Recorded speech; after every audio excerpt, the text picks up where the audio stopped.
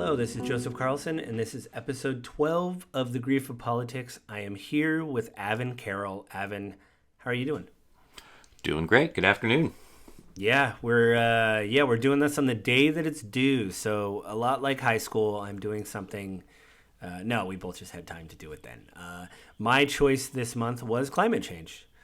So we're going to talk about climate change, and I just want to start out by saying that if you guys would be so kind, go over to The Grief of Politics, www.thegriefofpolitics.com. Leave a comment. This episode will post on the 20th of every month, but you can leave a comment below the episode, or if you want us to talk about something or have a recommendation, stuff like that, please subscribe to the podcast on iTunes or the Google Play Store. I think we're on the Google Play Store. I need to work on that a little bit.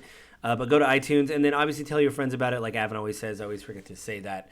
And you can reach both Avin and I at gwgpodfellows@gmail.com. Let us know what episode you want to comment about, or if you have a suggestion for another show, let us know there. Or you can just let us know how we're doing, or how you feel about the show, stuff like that. And if you want, we can read it out on the show. I'm trying to think what else. I am at JustLittleJoe on Twitter, so if you want to interact with me there, you can. I don't know, Avin, you don't have a Twitter handle, do you? You don't do the Twitter that much, do you? I actually do have one, but What? I do not use it very often. Okay, well, yes. They could probably do a name search. Anyway, if you do write us at GWG Podfellows, or if you contact us on Twitter, at least let us know it's about the grief of politics, and again, what episode you're talking about, because I use that for the other podcasts I do, so I just want to be clear so I don't cut someone off or not understand what someone's talking about. So, yeah, this month was my choice, and I picked climate change, and I just want to say before we started, I think, Avin, you and I basically share a lot of similar feelings about climate change. You are the rare unicorn in the conservative circles that actually believes climate change is a thing. It seems like you believe the science on it. Is that right? Am I correct? I'm not putting words in your mouth. I would say that's probably a pretty fair assessment. I mean, there's definitely some disagreements on the level of hype and fanaticism around it. Mm-hmm. But, I mean, I think the evidence is very strong. I think that anyone that's trying to argue against the evidence is in denial or being paid. They've got some sort of financial interest in it. Yeah, I think that's a lot of things that I've read in the national news about, especially Joe Manchin. It's a coal state. There's a lot of interest with him getting money from coal people to keep the status quo the way it is. And I think you will be surprised at my conclusion, or at least some of my whatever at this. Not that it's fake or anything, just... but yeah, I think in opening, since this was my choice, I'll open. The idea is, I think that I've been reading a lot, and I shared with you. I didn't share it for the general notes. But there is this sense of, not just for the one person I talked to. I listened to a podcast with a scientist and an activist. I didn't write his name down. But there's been other people in the scientific community. There's this idea that everybody says, what are the good things? It seems like the news, left or right, always says, well, the right usually doesn't say that it's a thing. But when the left says, what are the good things with climate change? What are the gains that we've made? It seems like there's a lot of talk in the scientific community about really focusing on the gains, which is important. But I think what I've been reading lately is there's a lot of scientists saying we need to be more aware of these things and be more panicked about them. And that isn't to mean that we're going to need to start riots or anything like that. But the reason why there is a big change in life, or like if you get panicked in real life or feel a sense of urgency, that means you will change something. And I think lately there seems to be this feeling that, we're going to be okay. But some of the scientists are saying we can't think like that, because then you get complacent with change and you just think, okay, well, we'll just keep the status quo the way it is. And I think there is this alarming thing in the scientific community of like, we need to do something right now, and we can't keep saying, oh, maybe by 2050 we'll do this, or, because that was the COP26 thing, was like 2050 zero emissions. And it's like, why say anything at all? That's so far away and so little change, I think, But I think you'll be very surprised at my whatever when I read about all this. So what do you think, opening statements wise, about that? idea. So, I mean, we've talked about this quite a bit before, and sort of my position, climate change is real, be it man-made or be it natural. Although my personal position is that the Earth has its own natural cycles, and I think we've already been in a long warming cycle for quite some time, and I think that the industrialization of the world, so, you know, it started off in the Western world, industrialization, and we continued to move in that process, and now you have developing world that's moving into heavy industrialization and using a lot of dirty power. Although they have an edge in that they're coming in now, so they can start off in cleaner energies than we did. The genie's out of the bottle, right? Like we've already started the process.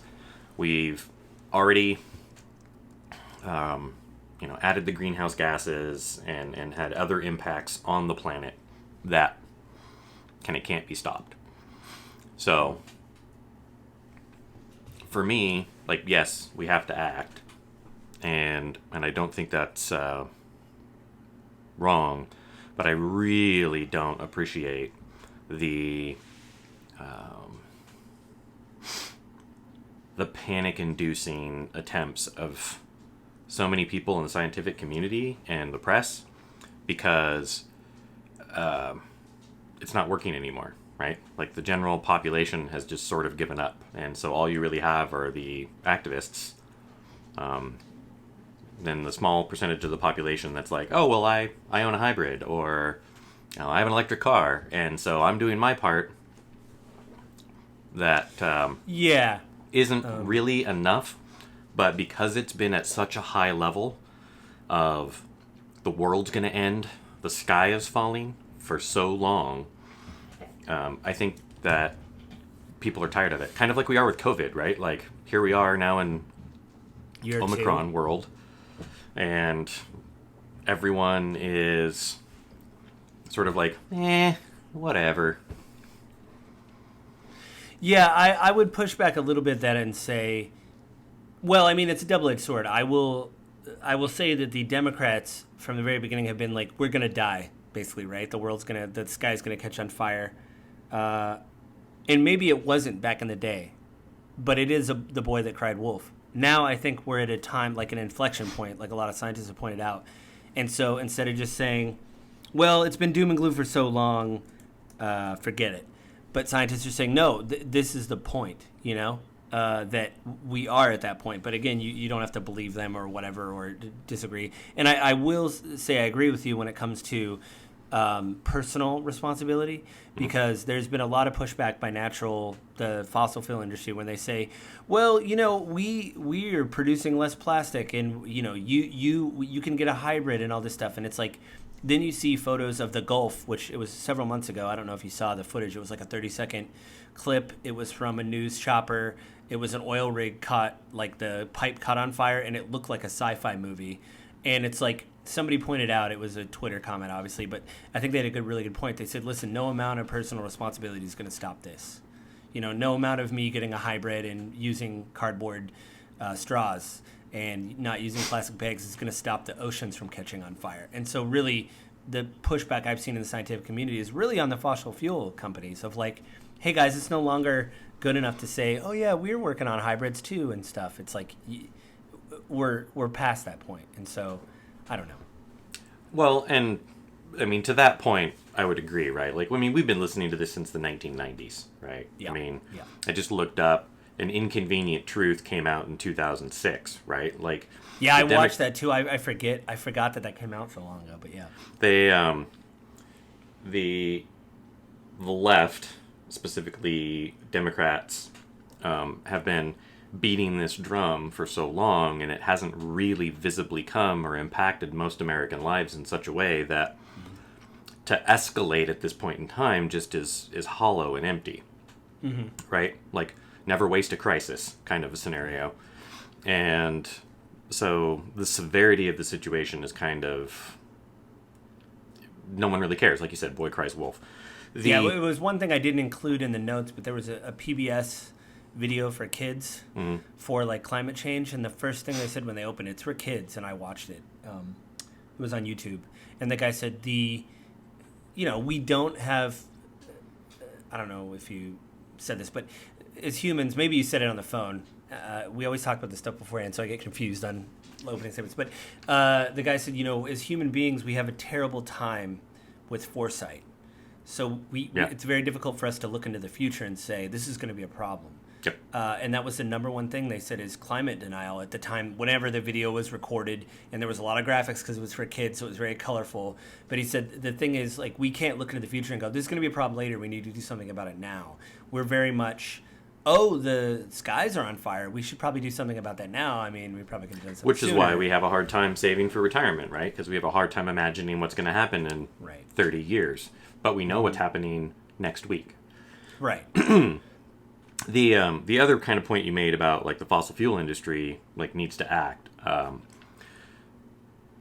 This is one, or that point is one where I just get really frustrated and disappointed. And with conservatives in general, like, I don't really care if climate change is real or not in your mind.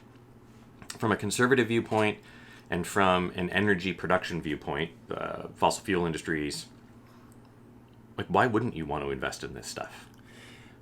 Yeah, like, I mean, why I want wouldn't to you want to be that, the technology leader on these things as opposed right, to that's following? the way I look at it, and that's always my last point with conservatives. It was like we always say that America is the greatest country in the world and that we push and we're the leaders. Why not be the leaders in this? And I said it's like gambling. If the worst that could happen is literally, the air is unbreathable. We can't drink the water. We don't have fish. We can't eat food or grow food. The best gamble is air is cleaner, water is cleaner. We have renewable energy like through solar or wind that is not dependent on a foreign country, and we're pushing technology in a way that makes us the leader in it. Like, why? That to me, that seems like a safer gamble than just say, well. And I mean, the reality of the situation is, one way or the other, fossil fuels are going to run out. We know it. It's going to happen. So climate change isn't real.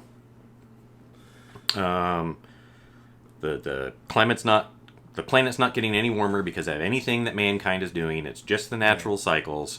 Great. Okay, that's your viewpoint. Why not invest in this money so that we're the world leaders on it and that we're energy independent so that we no longer have to rely on foreign oil, OPEC and that. OPEC and everyone else. Yeah, no matter how bad the Middle East is, at least through oil, like, no matter what I feel about the Middle East, if there's a problem there, it's not dependent on our livelihood that we involve it. It's like, okay, well, fine, go ahead and have the problems that you have, and it's just one of those things you just don't have to worry about. And if you can make renewable energy production, here, battery technology better, like if we can advance those things so far that they're cheaper than the fossil fuel alternatives that we have, so that there's an economic advantage to using them. It also neuters Russia, who makes a ton of money through oil, Venezuela, who makes a ton of money through oil, and it really gives us a leg up on the world. It allows us to export IP, it allows us to export energy, products. So it's always been one of those things where I've always wondered, like, I don't, like, believe it or not, like, why aren't we investing in it? And if you're Exxon, if you're BP, if you're any of the large oil gas companies or any of the big coal companies, like, the fact that you're not putting tons of money in R&D to get yourself out of that industry is absurd, because it's going to die. Yeah, because it's not even about putting yourself out of business. Like you said, we know there's not going to be a drop of oil left, right? So, like, it's hard. So, I mean, let's at least bring the articles into it. I got the one that I just brought up. The first one I sent you from the LA Times, which was how Exxon went from leader to skeptic on climate research. Basically, it was a bunch of documents that were found through I'll just read the beginning. This was written by three people: Katie Jennings, Dino Grandini, and Suzanne Rust on October 23rd, 2015. I'll just read the beginning. Through much of the 1980s, Exxon earned a public reputation as a pioneer in climate change research. It sponsored workshops, funded academic research, and conducted its own high-tech experiments exploring the science behind global warming. But by 1990, the company and public took a different posture. Basically, it goes on to say that why did they become a skeptic? And it says, quote, the answers gleaned from a trove of archived company documents and the recollections of former employees is that Exxon, now known as ExxonMobil, feared a growing public consensus would lead to financially burdensome policies. So basically, I read that as saying it was going to cost us money. Reading this article, what were your impressions? Because that's kind of what I got out of this is like, hey, we're not going to do anything about climate change because it's just going to cost us money in the end, and we don't want to spend any money on stuff. And that seemed a little strange to me. I mean, kind of like I just said with why aren't we the front runners on newer battery technology and energy production technologies, renewable technologies, kind of comes back to what they're talking about here, right? It's not about, is it the right thing for the planet or is it the right thing for mankind? It's really about the profit motive. And in this case, the executives at Exxon leveraged their money and their influence to protect their bottom line from taxes and other policies. Right. Because the reality of it is, if Exxon had come out and said, oh man, no, like what they're saying is real, like we've done the research, right? It hurts our business, but it's true, here's all the research we've done, right? Then I think the rest of the world might have raised their eyebrows a little bit more and been like, oh man, if an oil company that profits from this is saying this, then maybe we should take it a little more seriously. Now, right. That said, I mean, I'm not surprised they pivoted. I'm really not, because profit motive is a big motive. And well, one of the things I didn't include was an older article that I found. It was also, I think, from the LA Times. Maybe not older, but there was an article that I read that really had data and they interviewed the scientists that did the original studies for Exxon and BP and all that. And the reason why they originally did the research is because, well, one, they wanted to know if it was real or not, right? If it was a possibility like in the 80s. Mm-hmm. And two, it was also driven by profit because I thought if there's climate change, we want to know how to drill and how to use the technology we have to still extract oil from whatever. And largely, the scientists that they all interviewed said everything that we predicted was very close to being correct, like within, it was a very close margin. And so they took that info and were like, this is really bad, right? So why don't we, again, bury it like they're saying in this article, like put it in a trove of secret whatever. There's a thing later on where they actually take a picture of one of the memos, and I'll just read this. In an internal draft memo from August 1988 titled The Greenhouse Effect, so that's 1988, a company public affairs manager laid out what he called the Exxon position. Toward the end of the document, after an analysis that noted scientific consensus on the role of fossil fuels play in global warming, he wrote that the company should emphasize the uncertainty. And they took a photo of the document where it says the Exxon position, which is to emphasize the uncertainty in scientific conclusions regarding the potential for greenhouse gases and urged a balanced scientific approach.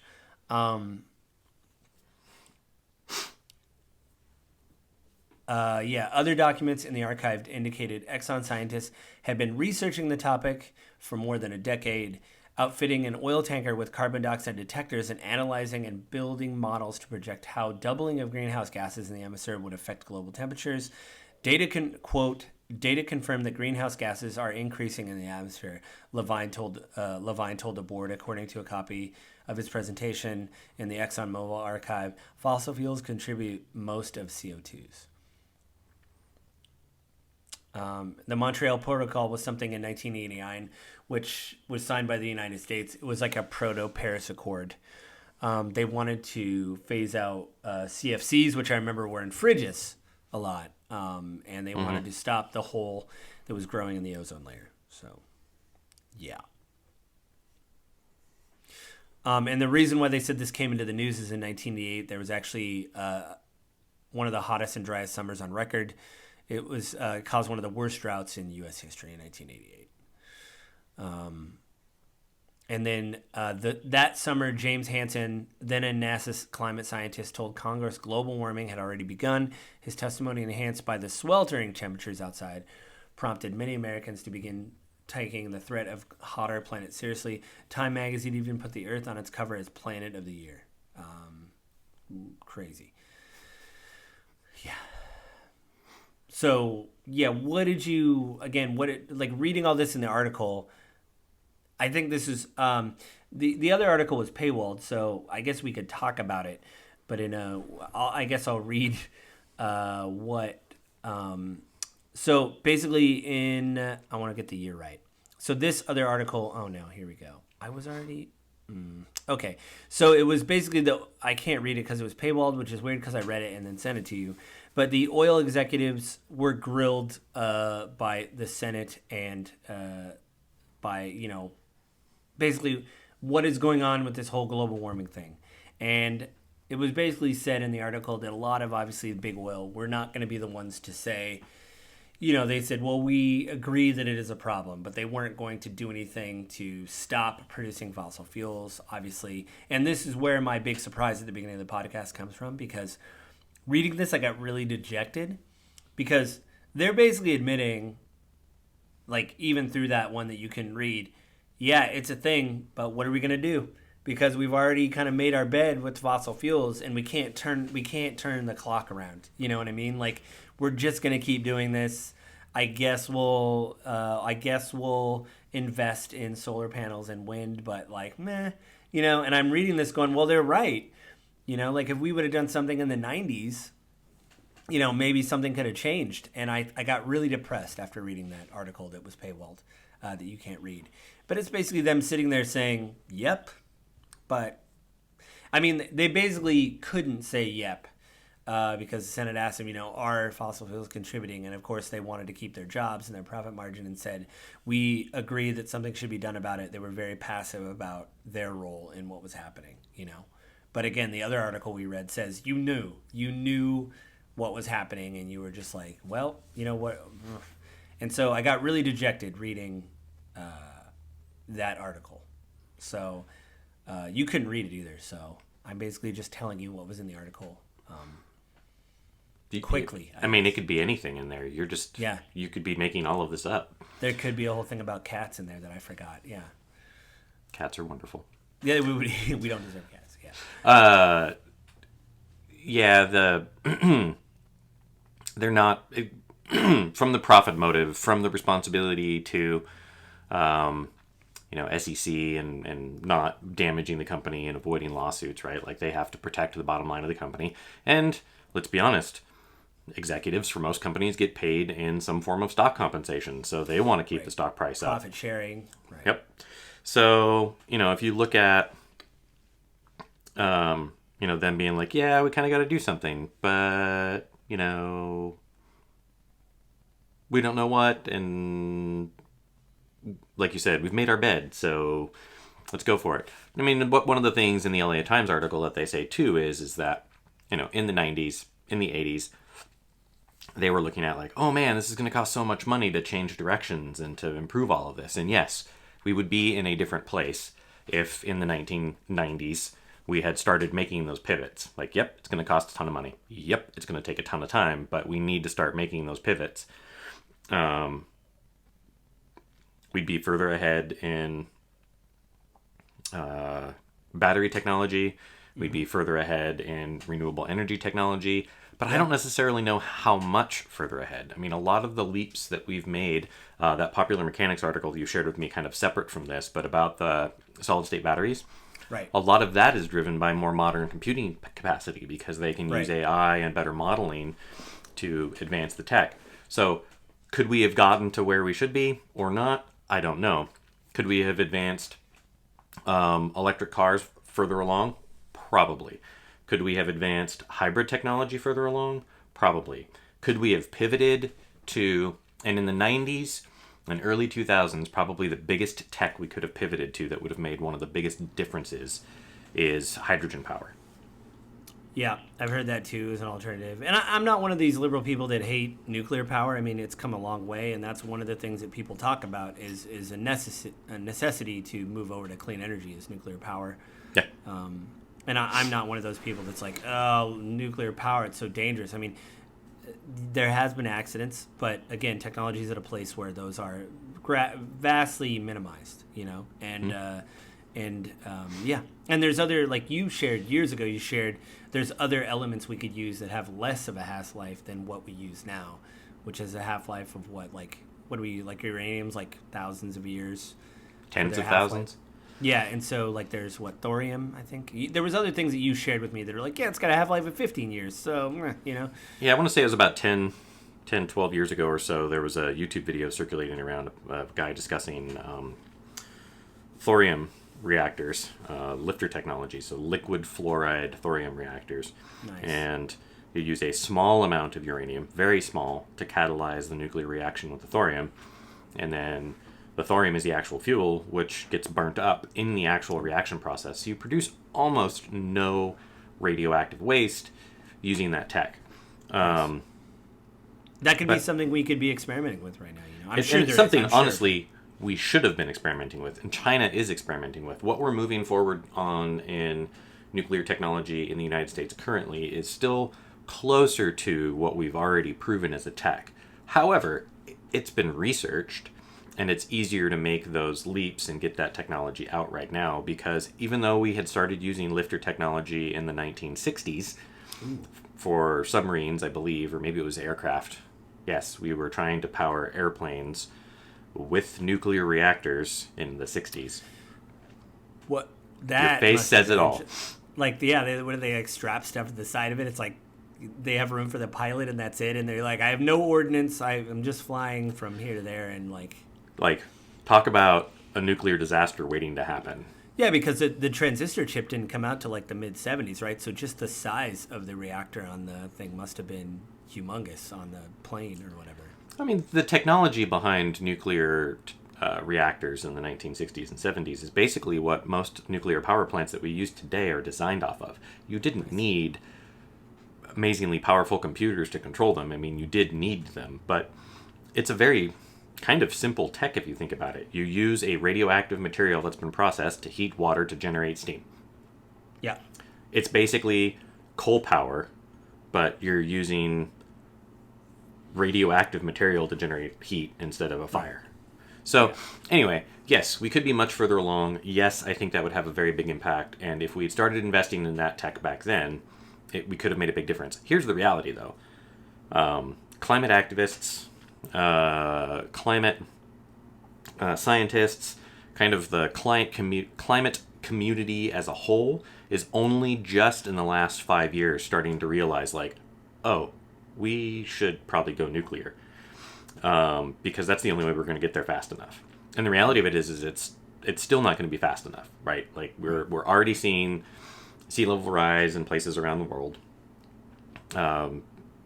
We don't see it here in the United States, and it doesn't impact us, so it's easy for us to deny it, right? Again, that PBS video that I'll probably show you it after, send it to you, because I did find it on YouTube. Probably send it to you. It was one of those things where, yes, I'm not a scientist. I would like information like you would give to a kindergarten on climate change, and so I watched it. But that was the first thing the guy opened up with, is it's more the moral and existential thing of, like, we don't do well with things that are in the future, you know? Yep. So, here we are at this point in time. How do you deal with it? And for me, as a conservative, I always come to things from the position of profit motive. Because when you look at conservative politics in the United States, and you look at kind of the Republican Party as the primary conservative party in the United States, what is the driving force behind a lot of it? Less taxation, less regulation. Mm-hmm. Okay, fine. Less taxation, less regulation. If that's the motive you're going to go to, then drive people into change by reducing taxes in building nuclear power plants. Incentivize companies to research this tech by giving them, differentials on their other energy. Like, hey, if you reduce your your carbon emissions by this much by this date, like we'll give you a break of this much in taxes for this period of time. Right. If you invest this much money in tech, we'll, carbon neutral tech will give you this much money in tax breaks. Yeah, a lot of people pointed out too that like just using like an electric car, although we do have to worry about recycling and things like that of the batteries. The idea is that you need less moving parts than you do a combustion engine, so that requires less maintenance. So that's another thing of like less regulation, less, because to piggyback off of your less regulation argument for conservatives, I can't imagine what would be less regulated than the sun. The idea that you put a solar panel somewhere and you are off the grid. I mean, they do it in some states now where people will put solar panels on their house and they get paid because the power grid will take power from their house when they're not using it or whatever. And I actually think that's a legal requirement in the United States now. If you're giving power back to the electric company, they have to pay you or credit you. Yeah, and then I've seen some really good. There's a YouTuber that does like a lot of new technology stuff, and he converted not only to solar panels, which he did a full video on that. It's like a 45-minute video and about the process, and it'd been like 9 months, and he was talking about getting paid where it's very little, but it's been going up, because now he's off the grid. But he also converted to 2 Tesla batteries. So he's using power walls. Yeah, and so he talked about he had some problems at the beginning because the electrician, although was familiar with them, the usage of your house varies, obviously, and he said I really needed to talk to not only Tesla, but the electrical company because your need changes, and, like, I needed more than they said, like, because they're rated, the power walls. It's like, you're rated for this, and he's like, that should be good enough. But when they installed it, the electrician was like, you probably should have got either another one or the bigger unit, because although this is what's sustainable, that's like the minimum specs, like on the PSU world. That's the minimum specs for what you need, but you may need the maximum specs sometimes for colder months or, whatever. Mm-hmm. So he said it was all a process, but he said it's been pretty amazing to be off the grid, or at least on the grid enough to get paid. And that's the kind of stuff where I didn't bring it into the conversation because the guy was more of an activist, but he also is a scientist, the podcast I've been listening to. But that's the thing where he says that's something where people can do, where you literally calculate your carbon footprint and start reducing it. And the other gentleman on YouTube that hooked up to solar panels, he's greatly reducing his carbon footprint because he's not burning natural gas anymore. He's not whatever, like, so that kind of stuff. If you want to make a difference, you can do stuff like that, So I don't know. Like, I think reading all this was just very depressing to me because I was like, well, what's the point? But I think I didn't tell you this, but I talked to a friend of mine, and we were talking about it, and he's conservative, and he's very much like, screw it, clean energy can't get us there. We have to stick with fossil fuels. And I said, well, it's not really about us. It's about other, like your kids. He had kids. And I said, I don't want to bring your kids into it, but it's about your kids and your grandkids. So we either start to make a change now, or like what's going to happen, when they're because cold reality of it is we started talking about this in the 90s when we were teenagers. And now our generation is the generation that has to deal with it because our parents' generation didn't deal with it. Yeah. Keep kicking the can, and you're making the problem worse for the next generation. Yeah, and I mean that's my other thing is I hate to be the liberal hippie, but the idea that it's no longer about profits. You talked about it, and you've been really honest about, it has lately been driven by profit margins, and you have to ask yourself, what is this worth then? Is it just about money? Because these companies are worth billions of dollars. So how much is enough money? And then when is it not about the money anymore? When you run out of oil? Because then we're all going to be SOL, of like, we have no more fuel, and we have to figure out a way to create some kind of energy, and, that's when I get this really philosophical thing of like, how much money is worth it? Is this all worth it? Is it like all this money that you're bringing in? Is it worth it? The fact that I brought up to you last year, I think we were doing this podcast. I mean, it's not that bad today, but like in December, it was like 55 degrees in Washington, which is completely unheard of. Like I was wearing a t-shirt and I mean, I know we're temperate here, but like usually it'd be like, I would say like mid 40s and raining, and you'd have to wear a jacket. It wouldn't be miserable. But whenever I run into a conservative that says it's not real, I'm like, well, I mean, I have eyeballs and skin, man. Have you looked around lately? Like I grilled in my barbecue this morning, because it was like clear and 45 out, and I was like, well, and then I was like, the 19th of December. What am I doing? I should be inside playing video games because it's wet and cold outside. It's like it's going to be harder and harder to deny this stuff, as time goes on. And it is getting harder. I've seen some conservative people going, well, I mean, it's already as bad as it's going to get. And you're like, wait a minute, like 4 years ago you said this wasn't real. So, yeah, I don't know. So there's that part of it. People are beginning to pivot and start to see the evidence. And in our day-to-day lives, warmer weather in the winter, more extreme weathers in the summer. Yeah, that's what people are. We had a heat dome in the Northwest. It was like 110 degrees or whatever. And so that's just a lot of scientists say it's going to get worse.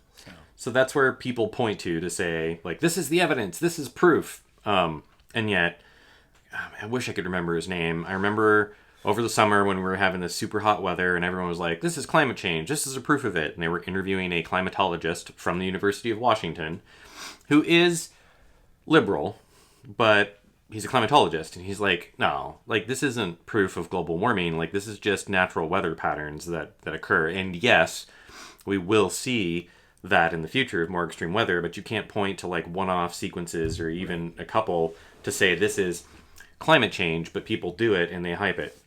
And that was kind of his position. I'm definitely ad-libbing because it's been a long time since I listened to it. But the evidence that we're looking at that should be really considered is the receding of glaciers, receding of the polar ice caps. Yeah, and the fact that those take a long time to build up, like thousands of years to build up the levels that they should be and stuff like that. So the increase in sea level that we're already noticing, which is not really a whole heck of a lot at the moment, is already beginning to impact coastal communities that are getting higher tides, that are legitimately, it's like third world countries, areas in Asia and India where, the poor are living on the coastlines.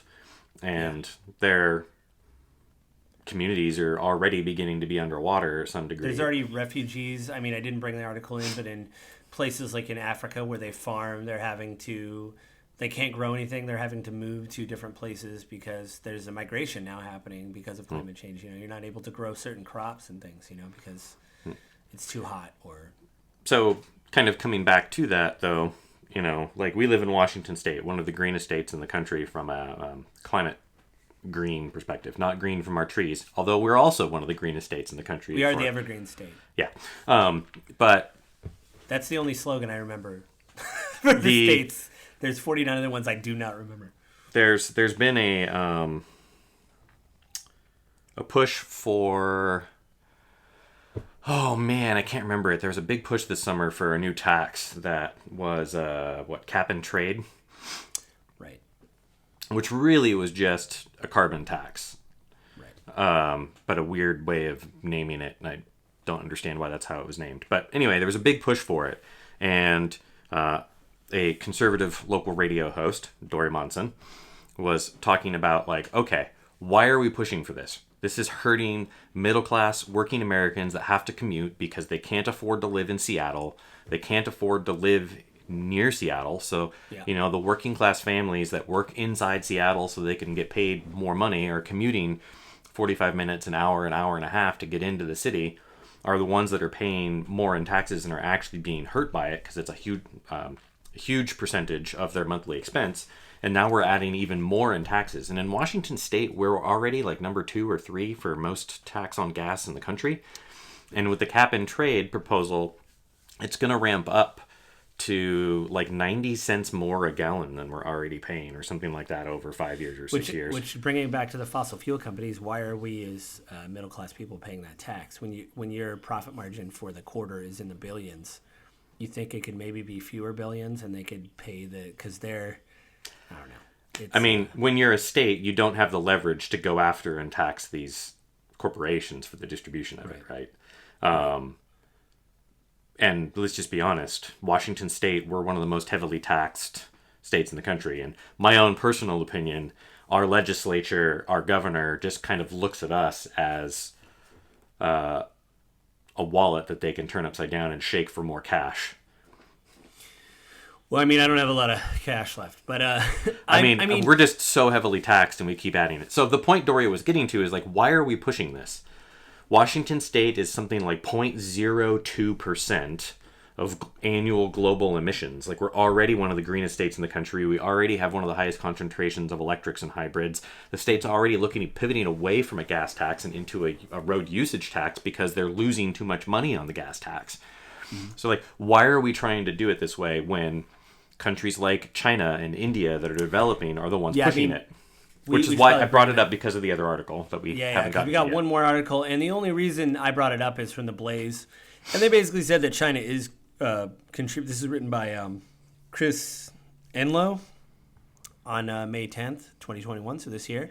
And he basically says China produces more greenhouse gas emissions than any other developing nation in the world combined.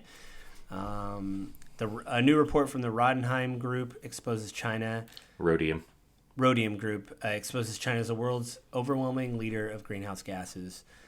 Researchers said China is responsible for 27% of all greenhouse gases emissions in 2019, nearly 3 times the amount of emitted by the United States, more than any other developed world combined. And the U.S. contributed to 11%, while India and the European Union were each 6%.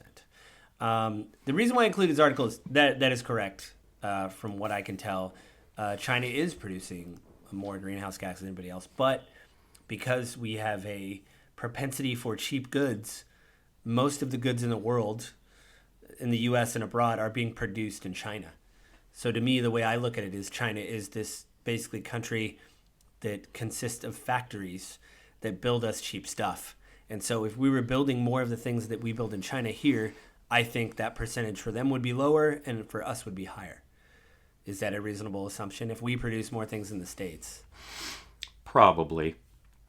There are some challenges to that, like China's population density is much bigger than ours. Preposterously huge compared to ours. Yeah, it's like over a billion people. Well, I mean, but that's my thing is like the conservatives like to say that, and my friend said that too when we spoke about, China's producing a lot of greenhouse gas. It's like, yeah, but they're also producing like a lot of goods for other countries, and so that is but if you're looking at energy use as kind of the argument for that, Joe, I would almost go like, it would be curious to do a side-by-side per capita comparison of electrical usage. And the only reason I say that is because in the United States, we spend a lot more electricity in other areas than in factories and production. And one of the biggest areas that we spend a lot of energy on is data centers. And I mean, talk to anyone about kind of data center design. You look up any of the research on it, like most data centers are near electrical generation facilities. Like there's some in Eastern Washington because they're close to the Grand Coulee Dam, so they can have a reliable, steady source of electricity. Yeah, that makes sense. And they spend absurd amounts of electricity on cooling because you have all of those servers and networking equipment and all of the storage equipment that they run that burns electricity but generates a massive amount of heat. And electronics don't like to be hot. What? Yeah. So I would be curious to see on a per capita basis, if you looked at electrical usage in the United States and compared it to electrical usage per capita in China, I think that argument kind of falls flat on its face. The reason China is producing so much more global greenhouse gas emissions than the United States or anyone else is because there is no regulation in China. Like, the Chinese government doesn't care. Now, with that said, I will say the difference between the United States government and the Chinese government. As a communist, totalitarian government, China is investing massive amounts of money in nuclear power because they know they're dependent on foreign countries for fuel. Yeah. And they don't want to be. China wants to be the economic powerhouse of the world. They will overtake the United States in our lifetime as the economic powerhouse of the world. Because they think in 100-year plans and we think in 4-year cycles. Oh, right. Well, that's another thing I wanted to bring up. I guess this is a time for we're getting towards the end, so our closing thoughts. But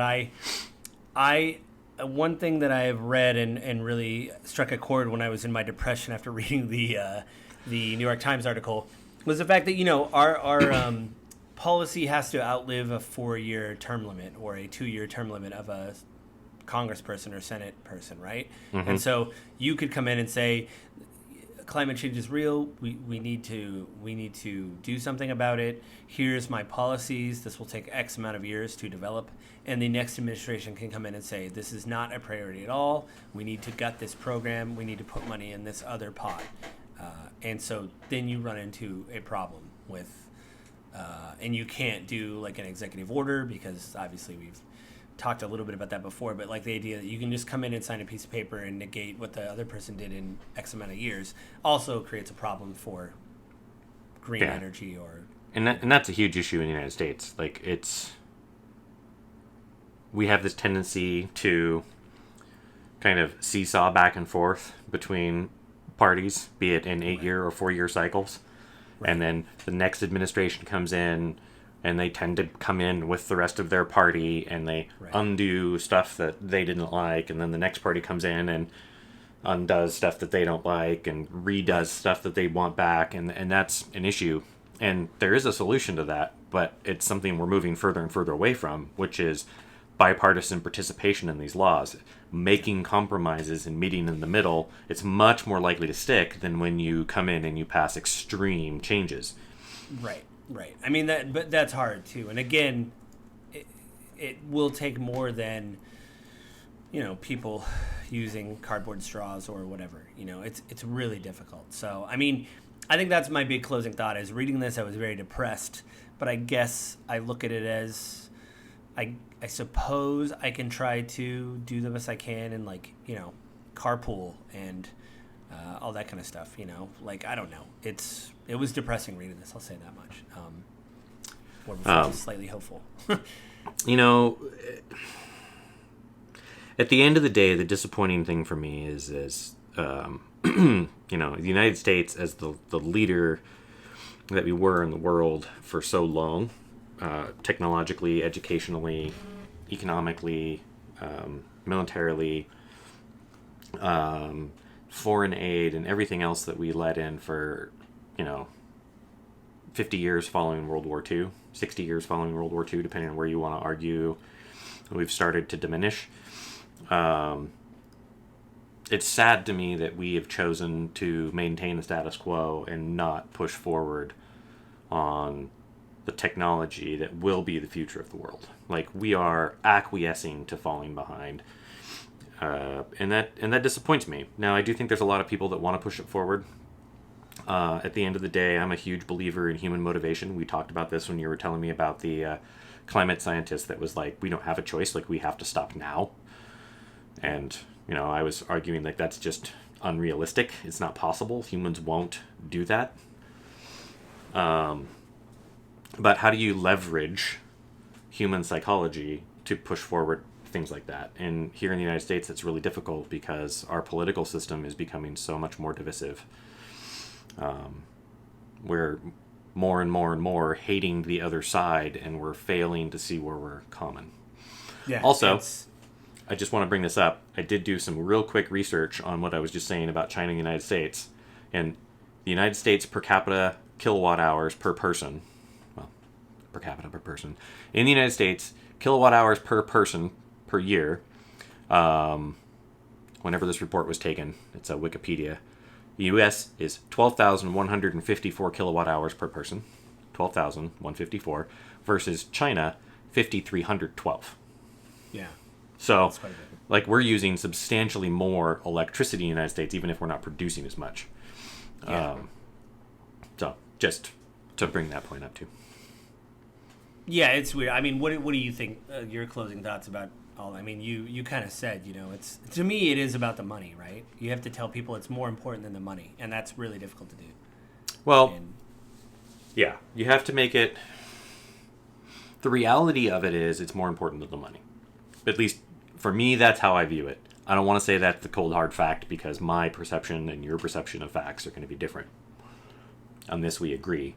But it's more important than the money because, like, let's just be honest. This is our home. It's where we live. We don't have anywhere else to go. Yeah, we don't have a plan B. You know, even if Elon even if Elon Musk achieves his goal of getting humanity to Mars, actually there is. He had a kid. There's more of them. Even if he achieves the goal of getting us to Mars, like, it's going to take us forever to make it a livable environment. Like, we're not going to be able to move anywhere near a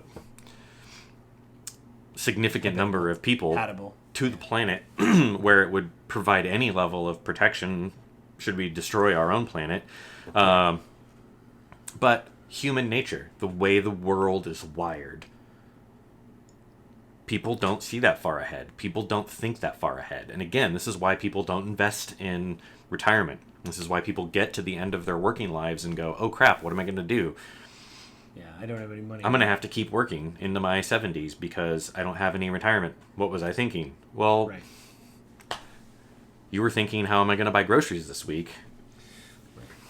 Yeah, it's, to me, that's what it is. It's just, yeah, and I'm actually, you know, my car is dying, and I've been looking at electric cars, and I like Ford, and they've come out with some new electric models, and so I'm going to talk to my wife and see. It's going to be a little bit more expensive. There is a tax break. Maybe this is something we could do, you know, to. So I'll just make my case because I know how much you have to drive around. If I have a were work van. Well, it's true. You do have your work van for getting around a lot more, so maybe electric is good, but. For where you live and for your home, your only real choice to charge is going to be dragging a cable out. Right. Well, the only thing I'll say in my favor is at work, like 4 people have electric vehicles, so they do charge them at work. So I would just be another person that would plug their car in or their thing in. Well, yeah. Okay, so if you've got a recharging station at your work, that's great. Yeah. But like at home, you'd have to drag a cable across your yard. Let's just be honest. There's some unsavory people that walk up and down your neighborhood at night when you're in bed. No, that's the thing. Of like, at least have enough charge to get to work to charge it all day, because I'd be running the work van around, and it actually is pretty energy efficient. But then driving, I mean, that's the thing is like, what can I do? Because apparently I can't wait for ExxonMobil to be like, it's worth it for us. Like, I have to do it, which is again kind of ridiculous. And it work too, like all these people saying, well, it's, you know, you guys have to take personal responsibility. It's like, come on, man. All right, I guess we have to, I suppose, because you're not going to do it. So more and more people are, because, you know, human nature, we don't think of the future very well.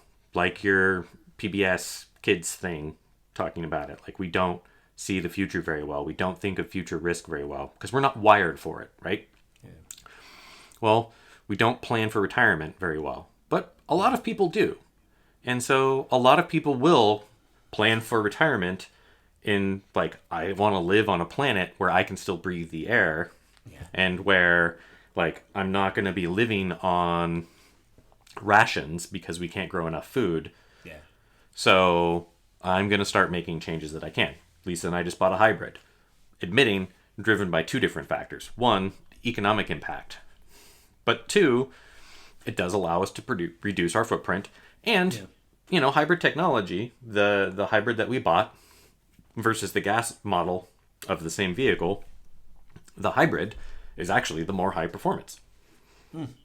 And my last tank of gas, I went from my previous vehicle at 26 miles to the gallon on average to 41 on my last tank. Wow. Oh, with the hybrid? Yep. So I'm like, dang. Well, the ones I'm looking at, I like Ford. I'm one of those people because everybody will do the Acura I like thing Ford. or whatever. Yeah, but they have 100% electric trucks that can haul. I think it's called the Lightning. But yeah, I was going to talk to my wife about it. Hey, I know it's expensive, but there's also a credit, and if we can swing the credit enough, I mean, with that, because it's going to be difficult to get a car anyway with the chip shortage, right? So if I know I'm going to be waiting, why don't I get the thing that I want to get and know I'm waiting anyway? You know, and that was something else Lisa and I ran into, right? Like, we bought the car 2 weeks ago, and we called, and they're like, oh, there's a 2-week delay. Or no, there's like a 2-month backlog. Yeah. And that's if you don't want to order something that's hard to get a hold of. If you want something that a lot of people want, like, it could be 3 or 4 months. We got lucky that someone else canceled their order so they could upgrade to something else. That's the only reason we got it. If you want to get a vehicle that's a high demand vehicle, yeah, you're going to have some time to wait to get it. with the chip Well, shortage. I guess it's good because I could just save and they could run the credit and say this is what you got to pay and here's a credit. That's probably going to be a process, of working out a tax credit and all that kind of stuff. And if I do it at the beginning of the year, it's probably better than, I don't know. But I was thinking of doing it in January because I have some time off and, I'd have time to literally sit in their office because you know what that's like. You just did it and you'd have to sit there for a while and be like, okay, I guess this is all day. So yeah. So I guess that's our conclusion. And again, to tie this back to grief, people are going to be affected by this. People are losing their coastal homes. There's been refugees that have had to move to different parts of the world because it can no longer grow food. Things are not sustainable. And existentially, to tie this back to like, hey, again, there's only one planet and we're all going to have to deal with this stuff one way or another. I mean, people are all over are going to be affected by this. So this is not something that is particular to one set of race or creed or nationality or even political party. Like everybody's going to be affected by the fact that, so it seems pretty straightforward. So Avin, before we go, what do you want to plug like we normally do? What are you plugging at the end of this? Your plug away, sir. Well, kind of like I always talk about, I have my real estate business. Check it out, youragentguide.com. That's about it. Email address for me there is avin@youragentguide.com. You can check out the webpage. I do put out content on facebook.com/youragentguide with just kind of basic tips and information on the market on a regular basis. So check that out if you have any questions, interest in the market. I'd love to answer those questions or look at the content. If it can be useful, great, because I'm here to help. That's my whole purpose. Yeah, and I've said it many times, use someone that can help you because especially if it's your first time getting a house, I know that I was woefully unprepared. You were probably more prepared because you've been in real estate for a while when you got your house. But there's always something where you're like, wait, that's a thing? And you have to deal with it, and especially if it's your first house. So, I just like to plug my other podcast. I sent you some stuff that you liked with my other podcast. We talked about Activision Blizzard. My podcast is the Gaming with Grief podcast with me. It's a solo podcast, but I had Avin on. The Activision Blizzard thing heated up when some people were at the walkout and they handed out union flyers. And there's a fund now set up for Better ABK, Activision Blizzard King. I forgot that they bought King, the people that make Candy Crush. So those people are striking and they're handing out unionization stuff, and there's a fund if you want to help people kind of pre-union, obviously pay their wages, you can donate to the fund. So I think in that episode we did talk about, hey, support these people where you can. Definitely look for that GoFundMe. And yeah, my podcast has to do with gaming and grief and all that kind of stuff. I just finished a podcast this morning. Please go to that. It's called the Gaming with Grief podcast with Joseph Carlson. Please support me there. And I think if you like this podcast, please tell your friends and family about it or whoever you think is cool, you want to know the cool stuff. Avin, since it is your choice next month, what are you picking for a topic? Because we had a phone call where we talked for about 30 minutes a week ago about what we were going to cover and everything, and you had about 3 or 4 different things you were covering. So what is the thing that you want to cover next month in the podcast? So the whole reason I called you, because I had that idea, was so that when it came around, I wouldn't forget, and now I have forgotten. Well, there was like 4 topics, and we talked. Like you and I always talk, and one of the reasons we do this podcast is because it's like a quick call that turns into an hour of us talking about politics. And so you will be forgetting that you had 4 topics, so it's like, well, that's really interesting, and what do you think about this? And we talked about that for a good 45 minutes to an hour. So I guess it'll be a surprise, but you know what it is. I know on that phone call, I mentioned the Supreme Court. I wanted to talk about the Supreme Court because I think it's an amazing topic, but that's my topic. You can't take that topic. It's mine. You could. I don't really care. Yeah, I wish I remembered what it was. Like, I had this epiphany of an idea, like, I really want to talk about this thing, and we did end up talking about it extensively, and I can't remember what it was. Well, you know what? It'll be a surprise. You know, when we said we weren't going to do surprise anymore, we totally lied, and we're doing surprises. So, Avin, you will tell me closer to the beginning of next month what you planned, probably after the holidays or whatever, so we can prepare that. Sure. This podcast will hit every month. Again, this is Grief of Politics podcast with Joseph Carlson and Avin Carroll. Go to gwgpodfellows@gmail.com, write us a line, let me know what you think of the show, or Avin, what you think of the show. Sorry, I just did my other podcast, so my promo for my other podcast is in my brain. Yeah, you can do that. Or go to iTunes and subscribe to the podcast there. And again, tell friends and family about it. Write to us at gwgpodfellows@gmail.com and let us know what episode you listened to, what you thought about it, and if you have a question, remember to mention that episode in the subject so my brain doesn't get confused. I will let you know. I'll be very surprised if I get an email because I just finished episode 135 of my other podcast, and I've gotten a lot of terms of service emails and a lot of welcome to such and such for that, but I haven't got any real feedback. So that'd be cool if I got a piece of feedback about either of the podcasts. So anything else you want to say, Evan, before we leave? Nope. I don't think I've got any other kind of points to add. I think we went over this one pretty comprehensively this time. Yeah, we're pretty comprehensive. All right. Well, everybody have a good month, and we will talk to you guys next month. Bye. Bye, everyone.